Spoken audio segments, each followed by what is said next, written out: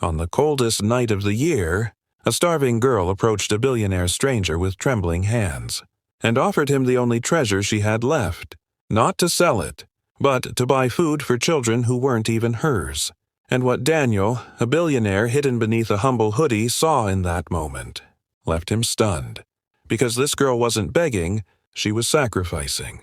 If you've ever believed kindness still exists in this world, stay till the end. Snow fell like soft crystals over the dimly lit street. The city glowed with Christmas lights, but hunger didn't care about festivals. At the corner of an old closed bakery, Amina wrapped her thin shawl tighter around her shoulders. Her hands were numb, her stomach empty. But her fear wasn't for herself. It was for the children in the orphanage. Children she cared for. Children who hadn't eaten properly in 2 days. The orphanage had run out of funds again. And tonight, she had run out of options. In her closed fist was a bracelet. A tiny golden piece. The only gift her father ever left behind. Her last memory of him. Her last treasure. She never wanted to sell it. But hunger is louder than memories. Across the street, a tall man in a simple dark hoodie stood quietly.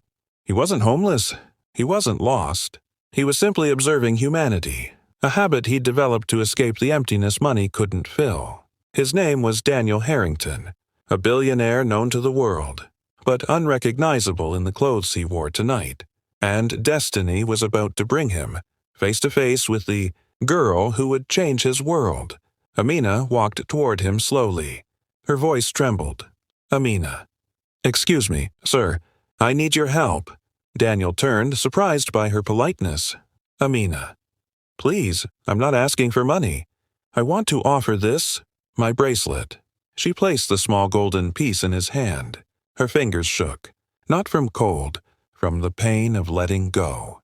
Amina. "Please, just enough to buy food for some children.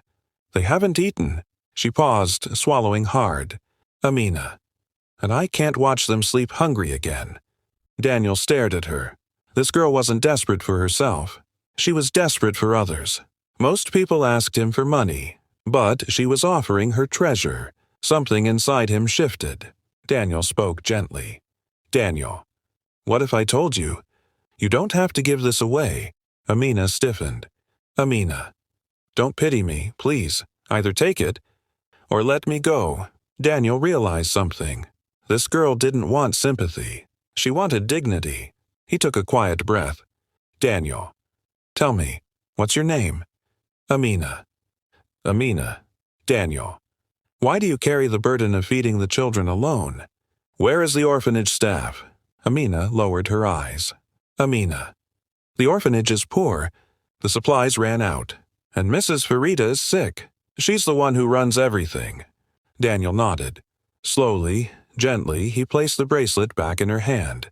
"Daniel, keep it. Come with me instead."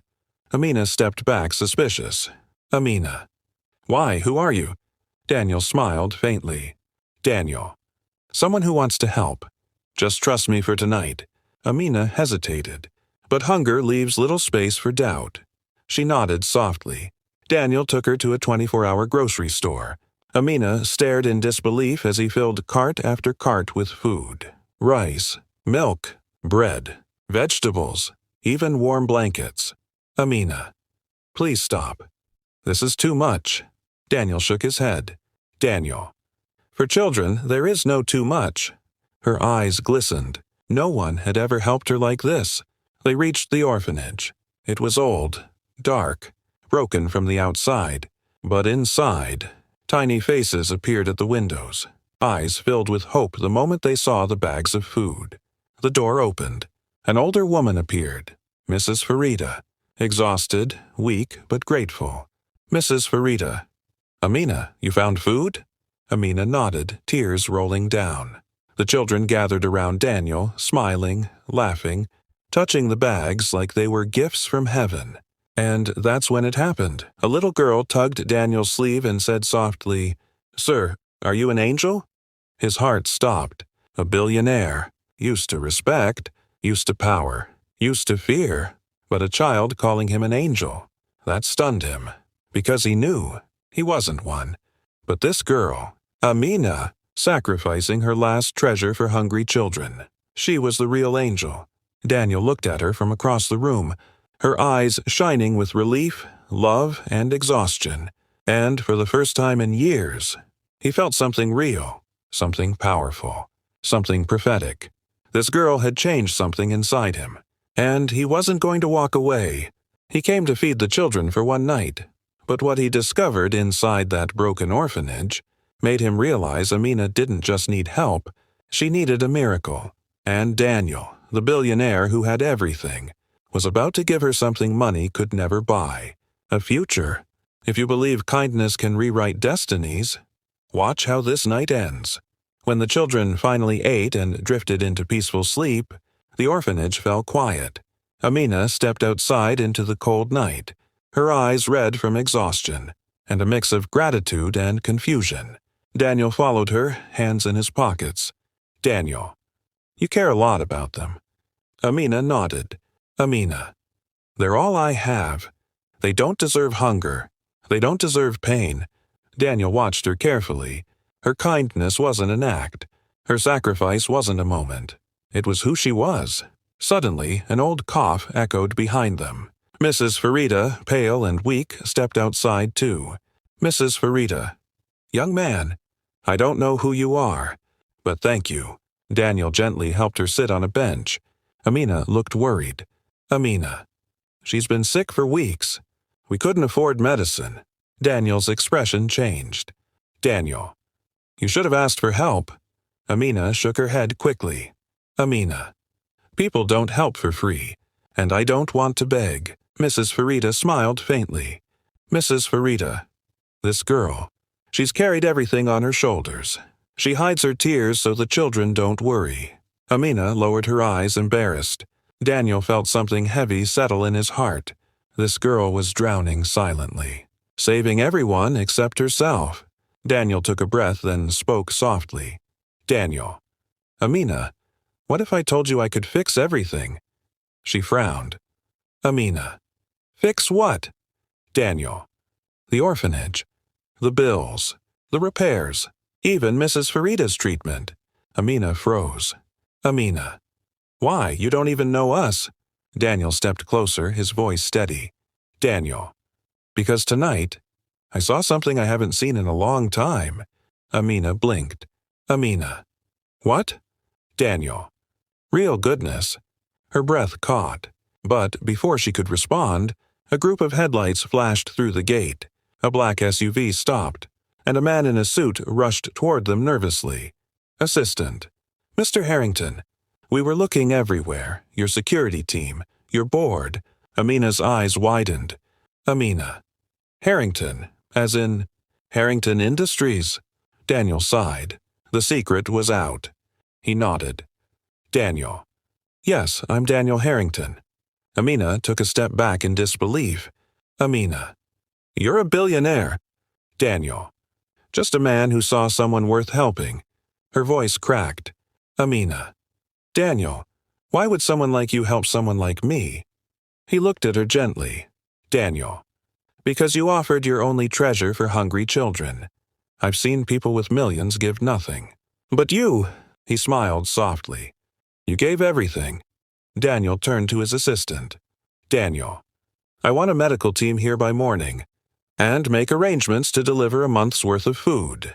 The assistant nodded, but Daniel wasn't done. He turned to Mrs. Farida. Daniel, I'm buying this entire orphanage, and I'm putting it under a charitable foundation. From now on, no more hunger. Mrs. Farida gasped. Amina's hand flew to her mouth. Amina, Daniel, this is too much. He shook his head. Daniel, not for children. Not for you. Her eyes filled again. But then Daniel said something that silenced her completely. Something she never expected. Daniel, Amina, I want to hire you. She stared at him. Amina, hire me? Daniel, yes, you'll run the new foundation. Amina's heart dropped. Amina, Daniel, I never finished school. I don't know anything about running foundations or business. Daniel stepped closer, his voice warm. Daniel, you know compassion. You know sacrifice. You know, responsibility. Those are things money can't buy. A single tear slid down her cheek. Amina. But why me? Daniel breathed in deeply. Daniel. Because tonight, you showed me a kind of strength I've never seen. The wind blew softly. Snowflakes danced around them. Amina whispered. Amina. I don't know what to say. Daniel. Say yes. Let me help you. Let me help them. For the first time, Amina didn't resist help. She nodded slowly. Amina. Yes, Daniel. And in that moment, the broken orphanage, the cold night, the hunger, the fear, all began to fade. A new future was forming. By morning, doctors had treated Mrs. Farida. Delivery trucks filled the orphanage with food and supplies. Workers examined the building for repairs. Children laughed and played, unaware their lives had changed forever. Amina stood at the doorway watching everything. Daniel walked up beside her. Daniel. Do you believe in miracles now? She smiled softly. Amina. I believe. Some people are miracles. Daniel looked at her, emotions warm and unhidden. Daniel. And some people become heroes without knowing it. Amina glanced at the children, then at him. Amina. Thank you for seeing me, Daniel whispered. Daniel. No, thank you for reminding me what humanity looks like. And under the quiet morning sun, Amina realized her life wasn't changing because of money. It was changing because she finally met someone who saw her worth. Sometimes, God doesn't send angels with wings. He sends them disguised as broken strangers who carry hearts made of gold. And sometimes, all it takes is one act of kindness to rewrite a destiny.